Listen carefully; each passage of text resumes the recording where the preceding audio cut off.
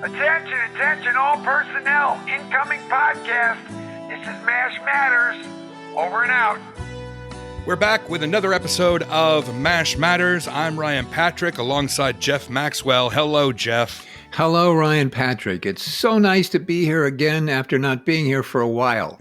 Yes, we took a little bit of a break. It was necessary because we've had a lot of stuff going on. I was in a show. We talked about that. I was in Fiddler on the Roof. It was great. Mm-hmm. I had a giant beard that I have since trimmed down significantly. I miss it. I miss the beard. My wife, however, does not miss the beard.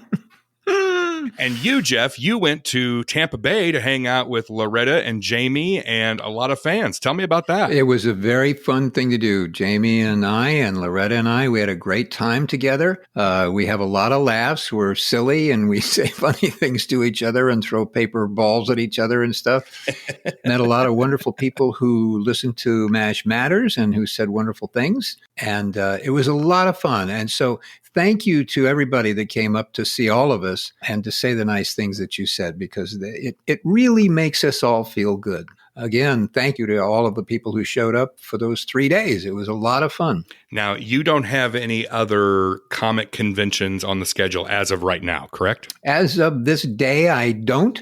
That does not mean, however, that there aren't going to be some coming up. So Stay tuned. We will post on our social media channels. You can follow us on Facebook and Instagram and Twitter, or what's it called now? X? Do you know this? That Twitter is now called X? Is it? Oh, Elon, man. Elon just changed everything. Elon. And so now, I don't know. I still call it Twitter. I think everybody's going to still call it Twitter. But, I guess the technical term is X. X is not as fun to say as Twitter. Twitter's a lot of fun. It's light and airy. Oh, I'm going to do Twitter, but I'm going to do X. That's not right. And when you go on Twitter, you tweet. I don't know what you do on X. Yeah, I don't want to know. Don't tell me what you do on X. Right, what you do on X in the privacy of your own home is up to you. Yes. And it stays on X. That's right. Yeah. Oh, I have to say this. We had a wonderful Patreon listener come up to the booth, and her name was Rachel Cooper. Mm-hmm. And she's a delightful person. And so thank you, Rachel, for coming to see Jamie and myself and Loretta at the Tampa Convention Center. It was a lot of fun to meet you. So thank you, Rachel. All right. Well, tell you what, we're going to jump into a lot of listener questions. We've got a bunch of stuff to get to today. And I want to start off with a quick message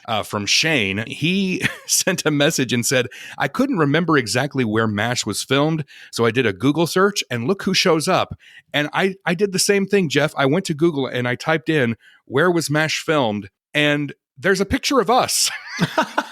And that's a little surreal. So, wow. He sent us a little screenshot. We'll put that in the show notes for this episode. Did you enjoy filming MASH out there, Ryan, when you were out there filming MASH? No, I'm just a hanger-on. Oh, okay. I'm just a groupie.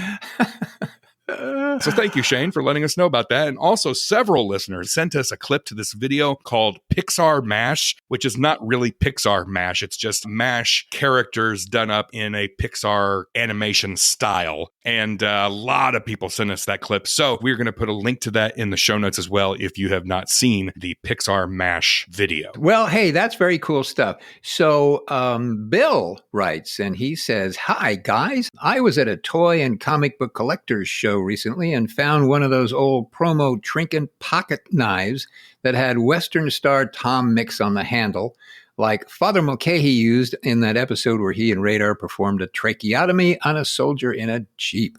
I had to explain the significance of the Tom Mix reference to people, which makes me the biggest MASH nerd ever, I guess. Now I have my Tom Mix pocket knife to remind me that I need to get a life and find something new to obsess about. Just kidding. I will always obsess about MASH. Thanks for giving us a podcast to fuel my obsession, Bill from nowhere. Well, Bill, how nice of you to have no life whatsoever and still write to us. And I think if you continue to listen to the podcast, you will at least have that portion of your life, and to heck with everything else. That's right. You'll have us and your Tom Mix pocket knife. Right. And you can obsess about us all you want. Because we're still here and Tom Mix isn't. Who is Tom Mix anyway? I don't know. Oh, well, no. Tom Mix? You don't know No, who Tom no, Mix I'm is? kidding. Okay. I know Tom Mix, yeah. Well, for all the youngsters out there, Tom Mix was a huge star in the early days of film, the silent film. He was a huge Western star. Yeah. I always thought the name Tom Mix was like a made-up name. That's his actual name. Did you know that? He was born Thomas Mix. So what a great name, you know? Yeah, that's great. And you can find those Tom Mix pocket knives on eBay if you want to get your own and be a MASH nerd, just like Bill. Okay, so Charlene says, I'm going through and re-listening to the MASH Matters podcast, which brought up the driver on episode 84. Does Jeff still have the driver? Did the owner of the driver ever get in contact with him? I need information on this driver. Jeff, do you remember what Charlene is talking about? I love the name Charlene, but I have no idea what she's talking about. You were talking about somebody had left a driver in the back seat of your car, a golf club, a driver. Oh, yeah, and okay. You didn't know whose driver it was, or I can't remember all the details, but Charlene needs to know, Jeff, did the driver ever find its owner? Well, let me go back into the time machine here and or go check your back seat. Is it still there? Figure out what the heck's going on. The driver in the back seat. Do you have any recollection of this?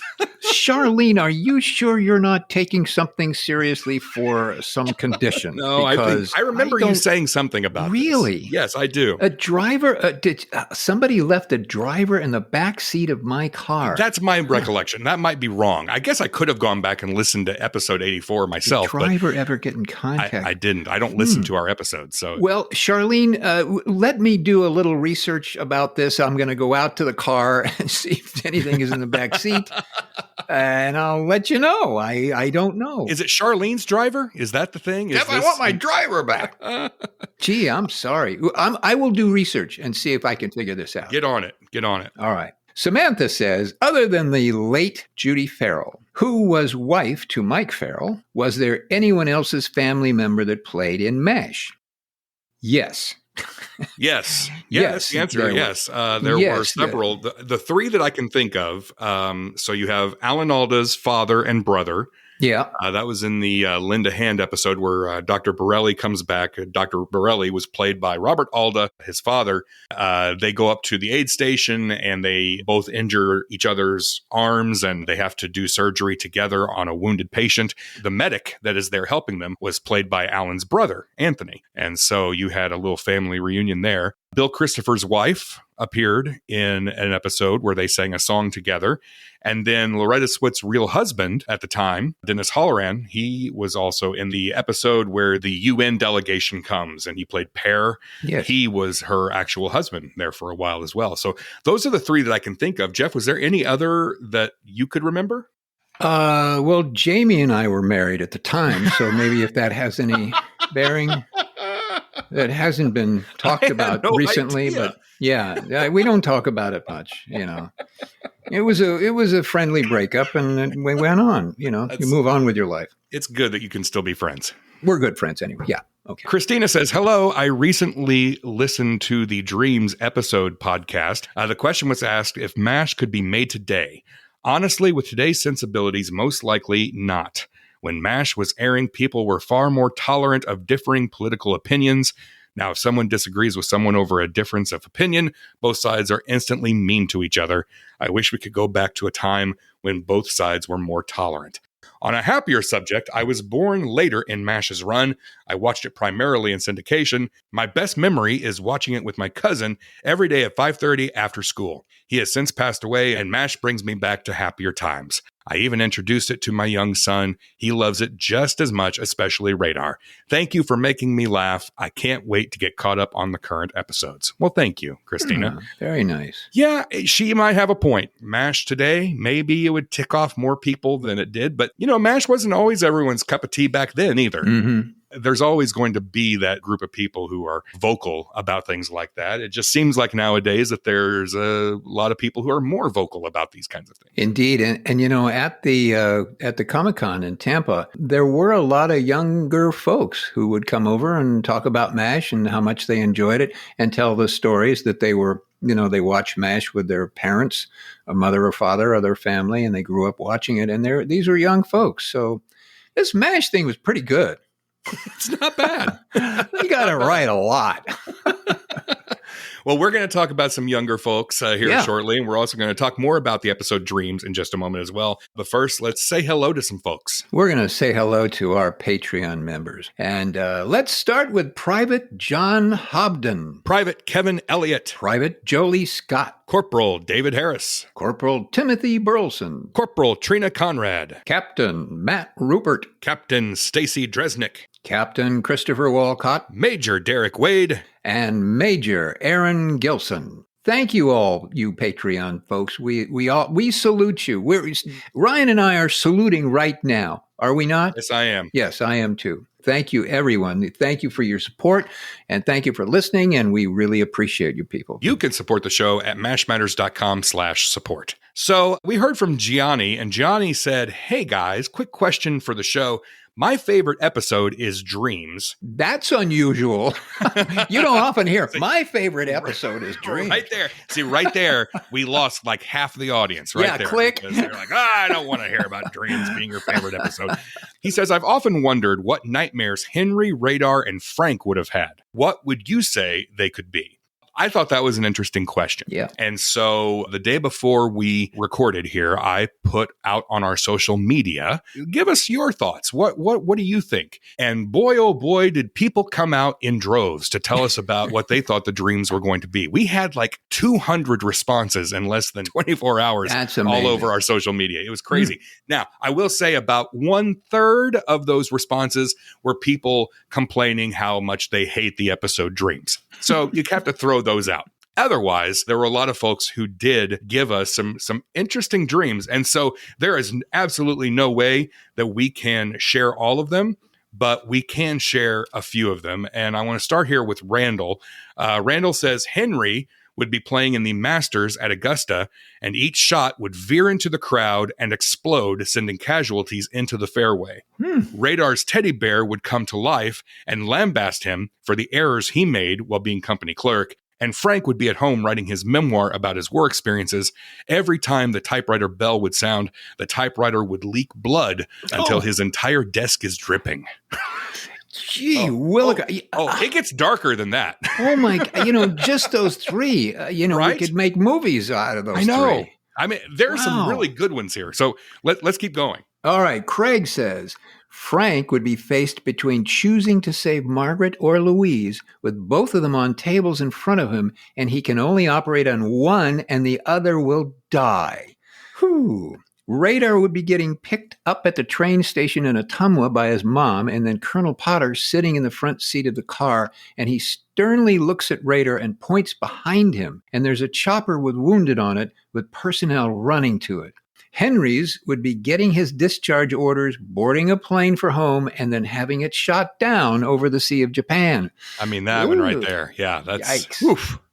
Boy, man. Boy. Yeah, I know. Right? So the Banks on Twitter is what they go by. Henry's liquor cabinet key is lost forever. That is a nightmare. Frank's wife visits him unannounced at the 407 7th. This is prior to Margaret dating Donald Penobscot. And Radar, of course, would lose his teddy bear. Oh, gosh. Those are actually good ideas for shows. I know, right? I like those. I like the wife showing up and the losing the teddy. That's great. Okay. And Stacy says Radar comes home to Ottumwa, sees Colonel Blake drinking a grape knee-high on a street corner, and tells Radar he's passing through town. The dream brings closure for Radar after the sudden passing of Colonel Blake, who was like a dad to him. Oh, my goodness. I have to admit, that one right there got me. Yeah. When I read that one, Stacy, that one got me. That one gave me chills. That one gave me like Twilight Zone vibes right there. Serena says Radar is shaken awake from an afternoon nap at his desk by a nurse to discover that he can't hear what she's saying to him. She's mouthing the word choppers. He runs outside to triage, which is normally buzzing with noise of chaos, but it's utterly silent. People are running around him, unloading patients from ambulances, carrying litters, shouting instructions to each other. Radar hears nothing. If he cannot hear, he cannot anticipate. Truly a nightmare come true. He frantically runs around searching for a doctor. He spots Hawkeye kneeling in front of a patient several yards away. He throws his arms in the air to get his attention, trying to scream, but nothing comes out. Suddenly, an ambulance comes speeding toward Radar. With his back turned, he doesn't see or hear the horn honking. Hawkeye looks up at Radar, horrified, seeing what's about to happen, but knowing he doesn't have enough time to react. Just as the ambulance hits Radar, he wakes up at his desk in a cold sweat, and he hears choppers coming. Good grief. Where were you people when this show was being written, for gosh sakes? Everybody could have had a great couple of weeks writing for MASH. My goodness gracious. But if you think it's been weird so far, get ready for the next one. Dolphin Crazy on Instagram says, I think Henry would dream that he is holding a toddler with Radar's head on it, and Radar is holding his teddy bear with Frank's face on the bear. Woo! Dolly, holy moly. Yeah. Dolphin Crazy, would you send me an envelope filled with what you're taking? I just want to know, just for a weekend. And last but not least, Eric says, Henry would have to balance his wife's checkbook right when Igor turns on the big fan. There you go. All righty. Hey, all right. Thank you. Thank you, folks. Thank you. Thanks to everybody who submitted their dreams. And several people also commented that Gianni forgot to mention Trapper. You can go to our, so go to Twitter or X or whatever. Go to Twix. I don't know what you want to call it. Twix. We'll call it Twix. Twix is good. Go to Twix and then go to Facebook and go to our Instagram pages. And you can find the post to read everybody's responses, because there were some really good ones that we didn't get to. Very interesting. Dr. Phil would have been a nice guest to have listening to those just for the heck of it. My goodness. There are some warped people out there, and we love you. Mm-hmm.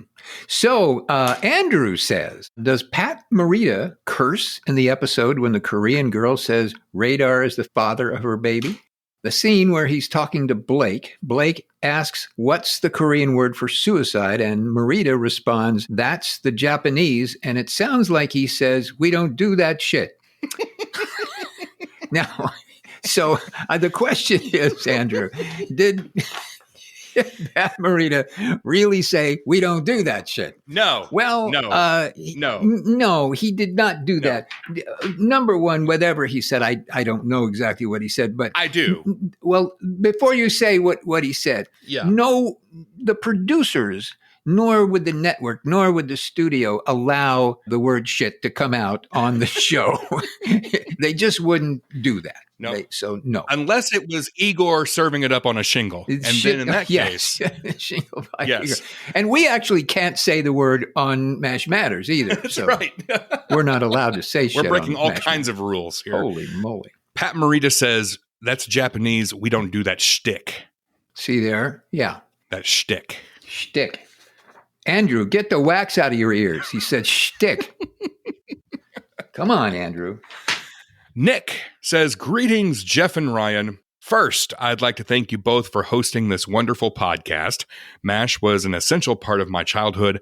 I cannot count how many times I've rewatched. I love having MASH content to listen to on my morning commute. As I am in my early 20s, I have only come to know and love the show from its reruns, streaming, etc. A question for both of you. Given its social commentary on the era, do you feel the show has the same impact on newer generations of watchers as it did on those who saw it air originally? Keep up the phenomenal work. You guys rock. Well, thank you, Nick. And this kind of goes back to what Christina was saying. Would it work today if MASH was made today? Mm-hmm. The truth is, Nick, I don't know the answer, because for me, it's hard for me to put myself in the shoes of somebody younger today watching or experiencing the show for the first time to know how they are reacting to it. Mm-hmm. I know how I feel about the show, but I've been watching the show since I was a child. Mm-hmm. And the show has a very strong sentimental bond for multiple reasons. So I don't know that I can answer it. I don't know what you think, Jeff. It goes back to my experiences at the Comic-Cons, where people of younger generations come up and say, I watched the show with my parents, and I watched it and I love it. So I think, if anybody is willing to watch the show and give it a little bit, I think it does have and will have the same impact on any generation because the themes are universal and they're timeless. They really are. And sometimes, well, I think this character is goofy or that character is goofy or I don't believe that. I don't believe that. I think the themes overcome that. And if you listen to the story and hear what they're talking about, I think, no matter what generation you're in, you're going to be affected by it. For me, the question that he's asking about, do you think it has the same impact on newer generations as it did back then? And that's where I think I struggle, the word impact. Because when MASH was on television, its first run, there was nothing else like it on TV. Mm-hmm. It was groundbreaking in many ways. And because it did deal with some pretty heavy subjects that no other shows were dealing with, unless they were dealing with it in a jokey manner, but MASH wasn't, people were seeing these things on their TV for the first time ever. Mm-hmm. Also, there weren't as many shows back then. There were, 3 networks. Mm-hmm. Yeah. So there just wasn't the amount of shows nowadays. And nowadays, if a show like MASH came on, it's going to be much more graphic. It's going to be on a Netflix or something like that. And it's going to be very true to what the war experience is. It's going to be more like Apocalypse Now than it is going to be like MASH on TV. Mm-hmm. So whether or not it has the same impact, that's where I'm getting hung up. Mm-hmm. I know how it impacts me, but I don't know how it impacts somebody who's watching it for the first time. A show that premiered 50 years ago that has its moments of hokiness, let's be honest, has a laugh track, which is out of style now, Mm-hmm. and their grandparents watched it. So does it have the same impact?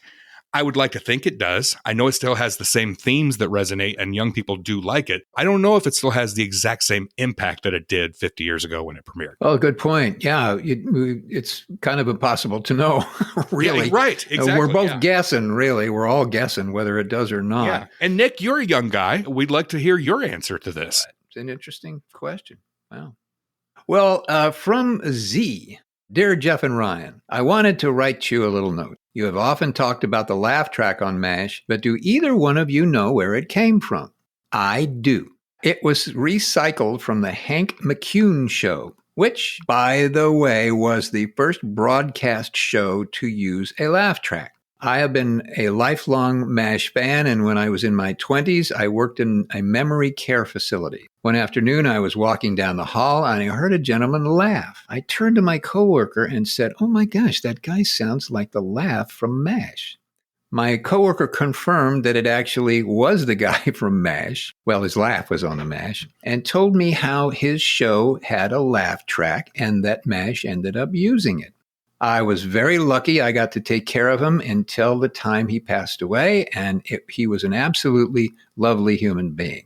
I always leave the laugh track on when I watch MASH.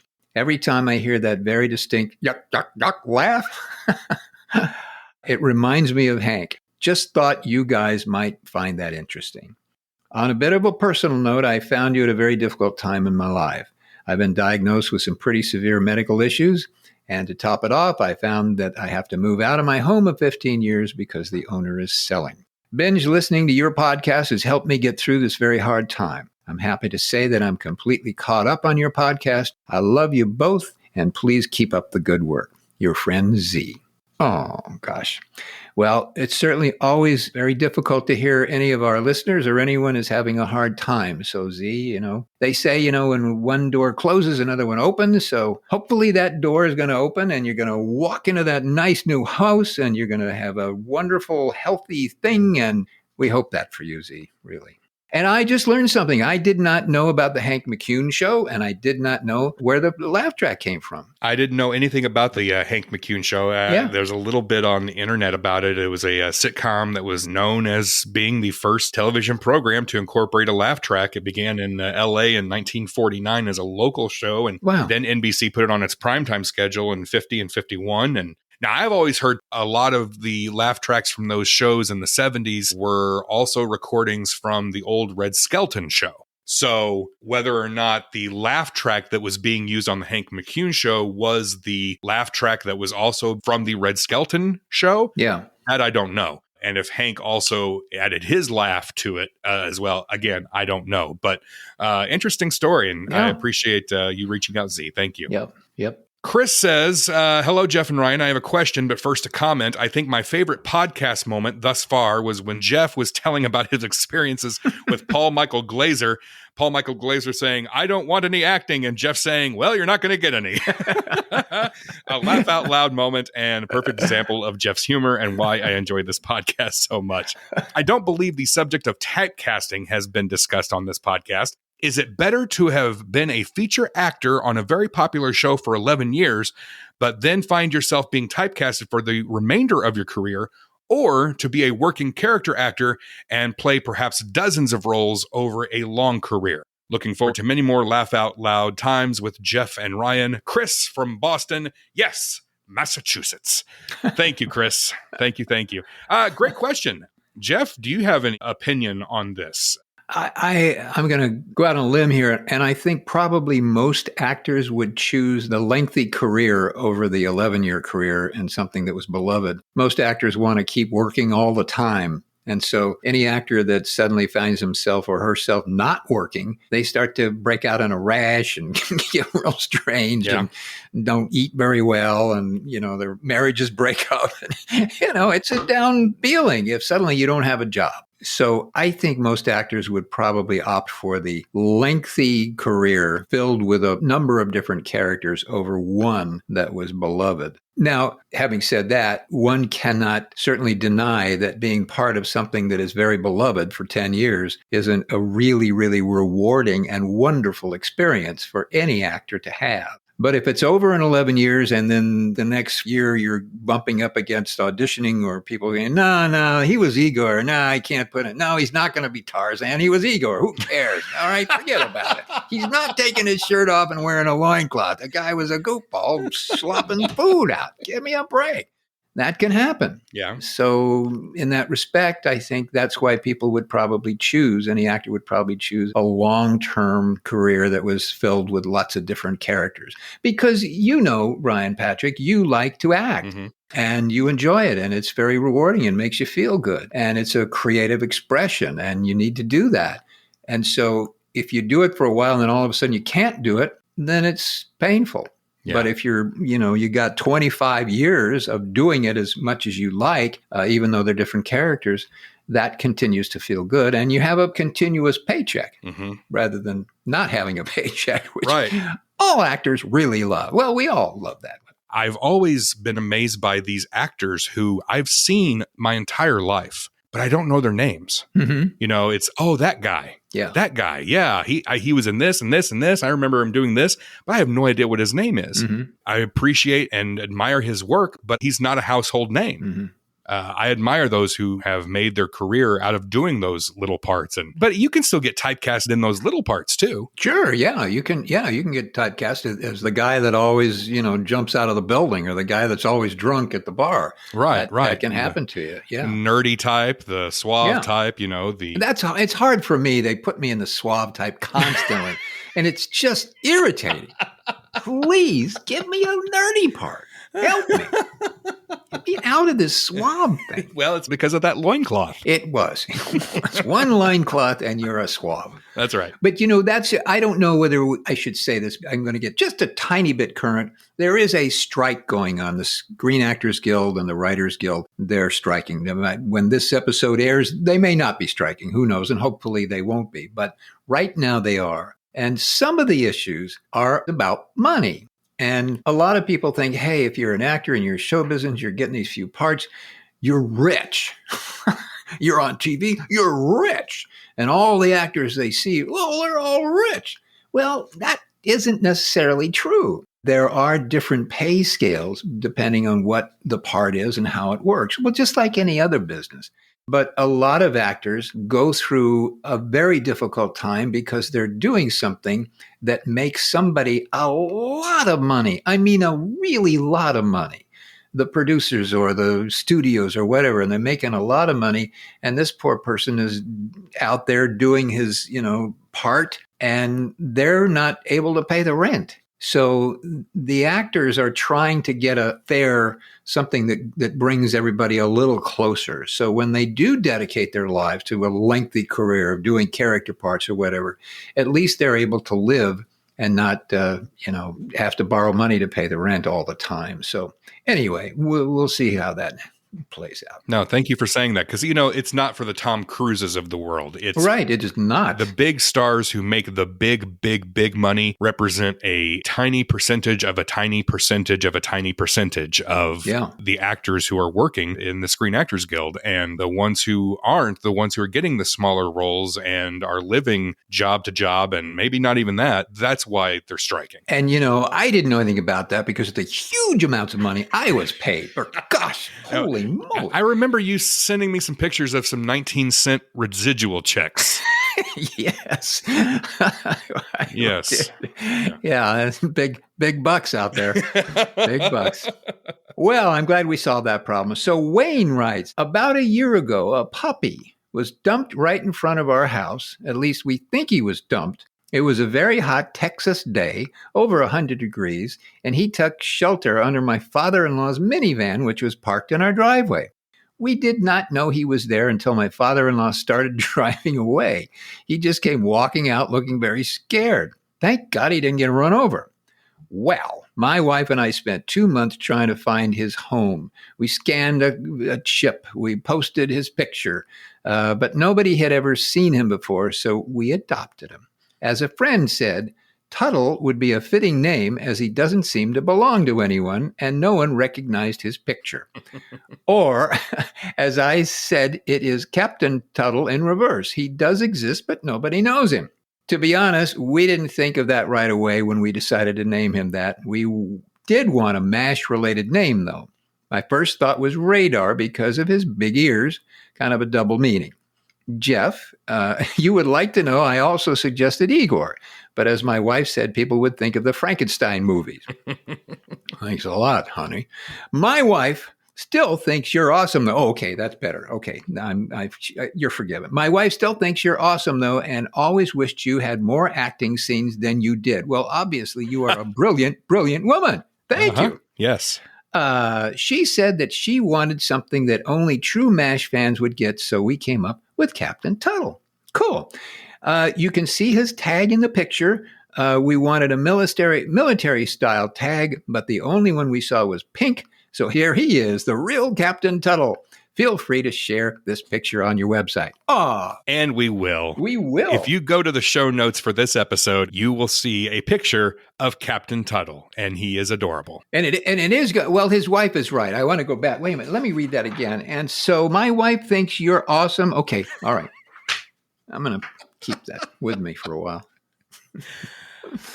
Wait till she sees a loincloth. Huh? Yo, holy moly. Oh, hey. Oh, doggies. Jason writes, hi, guys. A quick note to ask Jeff a very specific question or two. Uh-oh. What is your favorite autograph giving story? What is something you would love to autograph or a specific photo you have never been asked to autograph? My son and I started a collection many years ago. I have tried to teach him. It is a way of showing gratitude and appreciation of the art an individual has produced, whether it brings you laughter, tears, joy, anger, regret, etc. The ability to trigger these emotions is a great gift to the rest of us and should be viewed with respect. Jeff, you continue to make me and my family laugh after all these years. Your skill as an artist is an amazing gift to us all. Thank you both for such an amazing pod. In a world seemingly adrift, MASH and the art of MASH truly matters. Thank you, Jason. That's really nice. Could you read that again, please? No, I'm not going to do that. But just the second paragraph, maybe. You continue to, and your skills and artist. Amazing. You're great. Yeah, we love you. You're fantastic. Yeah, man, you're fantastic. Do you have I think the word was awesome and fantastic. Yeah. Amazing. Awesome and amazing. I'll take those two. Well, Jason, thank you for asking this because I am also a fellow autograph collector. You are. And you, my friend, are getting an autograph very soon. That we talked about. It's on its way to you. Shall I tell you what it is? No, I'll let it be a surprise. You're going to love me in the loincloth. Wait till you see. Dear Ryan. Love. XO. Do you have a favorite story from giving an autograph, or do you have something that you love to autograph, or something that you've always wanted to autograph and nobody's ever given you? What are some of your autograph stories? Famous, wonderful autograph stories. Let me think here. Pretty much I've been pretty dull in terms of what I've gotten to autograph. I mean, there are pictures and my book, Secrets of the Mash Mess, The Lost Recipes of Private Igor. The new 50th anniversary edition comes out very soon. But I can't think, nobody ever said, could you autograph my bra? I mean, nobody ever did that with me. Well, there was one guy. That's when you and Jamie were still married, right? We were still married. Yeah. And nothing, I wish I could say some kind of wild, surprising thing, but there hasn't been. A helmet, an Army helmet. Gosh, I'm sorry, Jason. I wish I could say something, really wild and funny, but I can't. Is there something you would like to autograph? Well, the bra. I mean, you could bring one or two. I don't know. No, I'll sign anything. I mean, you bring it to me, I'll sign it. Well, that's a challenge right there. You are issuing a challenge. Living, furry, skinny, dead. I don't care. Just bring one. Have you ever autographed a body? Like has anybody ever had to sign their arm or anything like that? There was one weekend in Cleveland. Well, what happens in Cleveland stays in Cleveland. Absolutely. No, I don't. I think I have, but I don't remember too much about it. I blanked out for a minute, I think. Well, Jason, it sounds like this is a great challenge for you and your son to come up with something really, truly unique. Yeah, Jeff to sign. Yeah, so. I'm ready. Bring it on, Jason, and your son. So Bill says, Jeff, that's me. In the final episode, were you happy with the fact they had Igor deciding to become a pig farmer? And if not, what would you have chosen for Igor to do after the war? Well, here's the truth. I was a little unhappy about the pig farmer thing. I'm sure probably in the writer's room they're sitting around and what are we going to do? He's a terrible cook and he's there all the bad food. And let's see, what do we do? Oh, how about a pig farmer? Yeah, I love that. That's probably the way it went down. Mm-hmm. But I kind of felt it was a little bit lazy. I thought, hey, maybe there could have been something a little bit more interesting or funny or whatever. And maybe pig farmer is funny. I didn't laugh, but those of you who laughed at me becoming a pig farmer is fine. But I was always a little disappointed on that's what it was. And as far as what would you have chosen for Igor to do after the war, I think hairdressing, probably a good hairdresser, maybe in Beverly Hills somewhere. I would have gone right up there. Something like that. Or I could have been maybe an actor. I could have gone off to be an actor. That would have been kind of fun. Something kind of fun. Something interesting for Igor to have gone off to do instead of being a pig farmer. I mean, he didn't ever talk about pigs. If he talked about pigs or farming, I think, oh, yeah, okay, that harkens back to that. But there was none of that. It was you worked in a slaughterhouse. I remember there was a line about you working in a slaughterhouse. You're right. You're right. But that's still, it's not a pig farmer. So, well, I think my wife worked in the slaughterhouse. I think she was. Your wife or your girlfriend, one of the two. Yeah, we worked on the stun line. Yes. Yes. Bill also went on to ask, when was the last time you saw a movie in Feel Around? Oh. Deep pull there for all you Kentucky Fried Movie fans. Kentucky Fried Movie fans, yeah. Well, the Feel Around movie was the first and last time I'd ever experienced Feel Around. So far. So far. Yeah, so far. Yep. Yeah. All right. And we're going to wrap up with this. Tim writes, Jeff and Ryan, I can't tell you how many drafts and how many times I tried to compose an email to you to let you know how much MASH mattered to me. However, it wasn't until just now that I realized that MASH matters to me. No, that isn't a typo. I can't give you an origin story of when I started watching MASH. It's always been a part of my life. Listening to your podcast, I realized why. MASH was on the same night as Carol Burnett and Bob Newhart, which my dad watched. There weren't many commonalities between he and I. He liked NASCAR, I liked baseball. He enjoyed reading political books, me not so much. However, our enjoyment of MASH was one thing that we did have in common. We'd talk about the lasting impact of MASH and the other shows that featured the MASH actors. When podcasts came out, I tried to get him to listen, but they just weren't his thing. So hearing about the nuances of MASH, the behind the scenes, the trivia, became a source of our conversations. In January, he passed away. As you can imagine, not having him around to share the MASH minutia has created an emptiness. Catching up on the episodes, I felt the pain of not being able to share with him, especially in the McLean-Stevenson interview. However, that was quickly replaced with the understanding that while I may not be able to share the stuff I learned with him anymore, I will never lose those memories of our conversations of MASH and the great stories that I'd hear on MASH Matters. Jeff, thank you for helping make MASH mattering to me and my dad. Ryan, thank you for making MASH Matters mattering to me. Thank you again, and Abyssinia, Dad. And here's looking up your old address, Ryan and Jeff.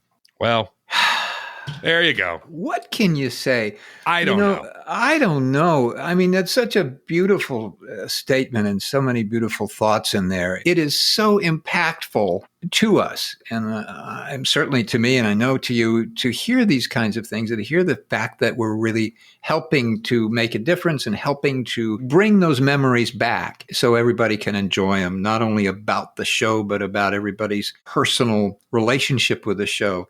And that's sometimes even more important than the actual show. Yeah, I echo everything that Jeff just said. You know, when we started this podcast, we just wanted to celebrate the show. Mm-hmm. I expected an outpouring of love for MASH because we all love the show. It's why we're here.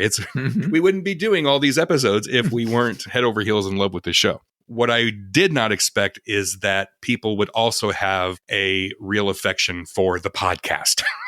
You know, that the podcast would matter as much as it does to some people. And so if that's you, and if we've gotten you through a difficult time by kibitzing and making funny noises and talking about loincloths and things like that, great. It's our honor to be able to do that. I mean, it really is. Yeah. But that was not our intention. Our intention was to just celebrate our show and have a place where we could just talk about it and relive it and love it and have a big old hug about it. And so when we get messages like this, and we do get a lot of messages like this, and we're not saying this just to get more messages like this. Right. It's not right. Like, please send us more. Tell us how much you love us.